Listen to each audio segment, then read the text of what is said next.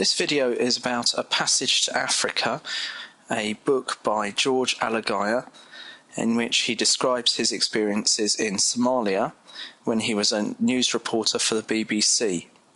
You'll need to pause this video now and read it in your anthology. It's on pages 17 and 18. So where is Somalia? Somalia can be found on the east coast of Africa. You've probably heard of it recently because of stories of Somali pirates kidnapping people.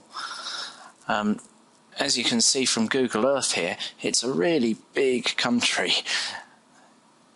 And we're just going to zoom in on it right now. In 1991 and 1992, a massive civil war broke out in Somalia. This led to widespread starvation and famine throughout the country, and Alagiah went to Somalia to report on this humanitarian crisis. So this passage is a piece of autobiographical writing. That means it's about his personal opinions and presents a really interesting contrast to the official news reports he would have been doing for the BBC. Perhaps we will get some more insight into how he feels about the situation, rather than just reporting the facts like he'd have to do on the television. So now let's look at the text very closely. If you look in the very first sentence that he writes, "I saw 1,000 hungry, lean, scared and betrayed faces as I crisscrossed Somalia." Look at those list of adjectives. The writer straight away tries to express the human suffering that he sees in the eyes of the people. In particular, he picks out one person that he says he'll never forget.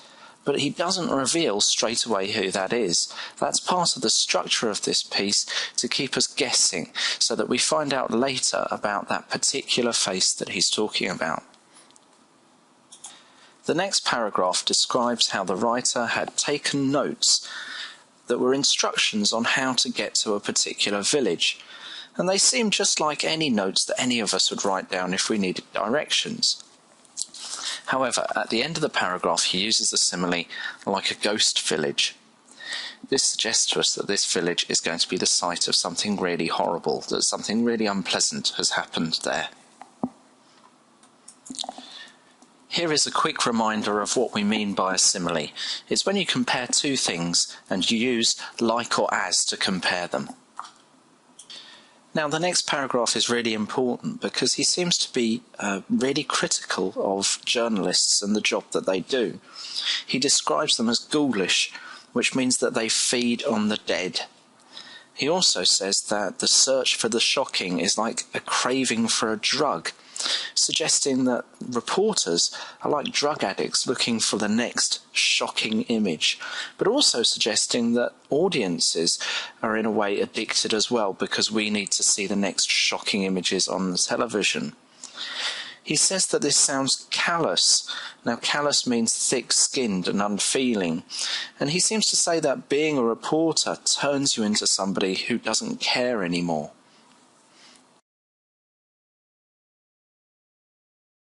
In the next paragraph, George Alagiah describes meeting a woman and her children, and they're all dying because of starvation. He uses a very interesting phrase. He calls it the innovating stages of terminal hunger. The word innovating means being drained of energy or vitality. And he describes how one of the girls dies, and he does it in the simplest possible way, just as a simple statement: Habiba had died. And he does this with such simplicity in order for its full impact to be felt by us. The longer sentence afterwards, he describes death as a simple, frictionless, motionless deliverance. Notice this, again, grouping of adjectives: simple, frictionless, motionless, a group of three. Groups of threes are a powerful rhetorical device, and here it is used to make us sympathise with the poor people's situation. He also says that it's a deliverance from a state of half-life. to death itself, suggesting that these people are already kind of dead, sort of living dead, because of their suffering. I think that he describes death in this really rather understated kind of way, because he wants to let the simplicity of the situation speak for itself. It's a tragic situation that barely anyone noticed, that there are people like this dying all over the earth, and the news doesn't always focus on them. In the next paragraph, Aligai describes a woman that he saw who had been shot in the leg. And he really draws on our senses in his description by talking about the smell of decaying flesh. And he describes the festering wound. Festering means it's rotting.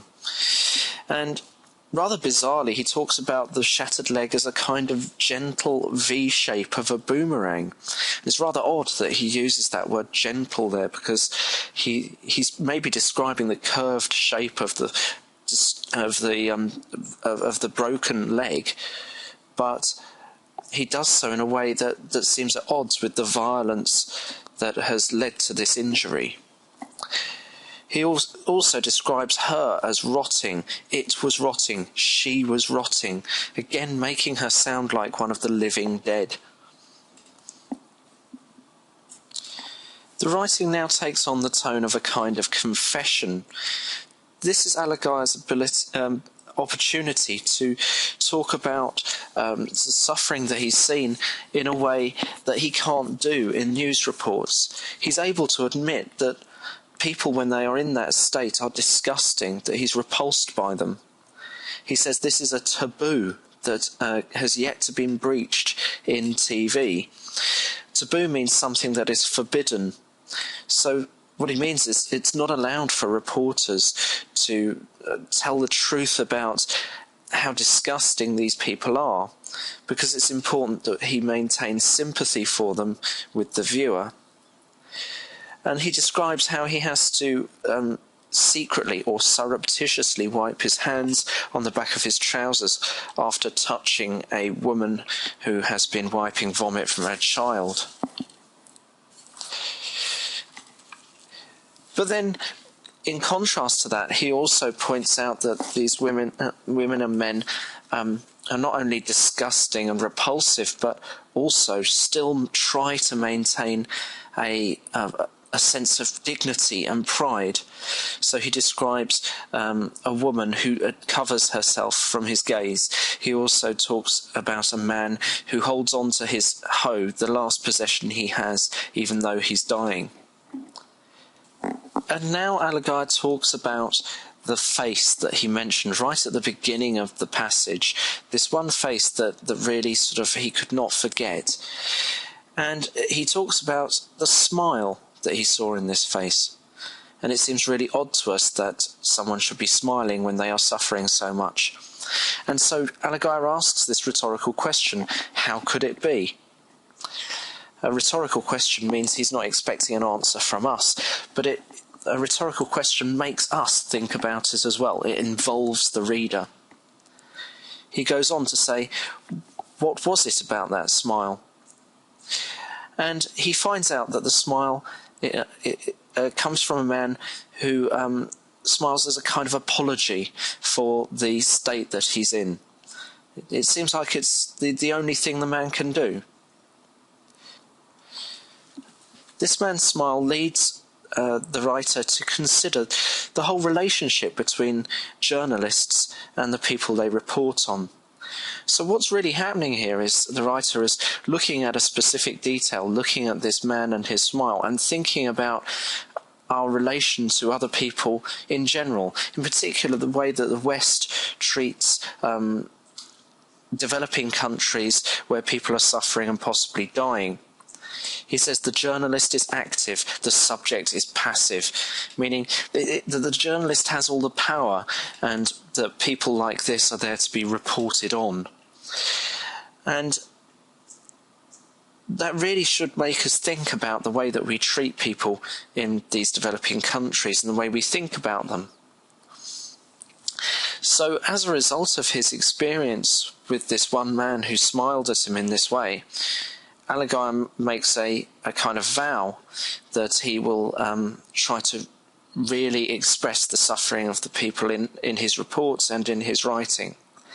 And despite the fact that this man is now probably dead, Aligai expresses his gratitude that this man made him really think about the work that he was doing and try to do something important with his journalism.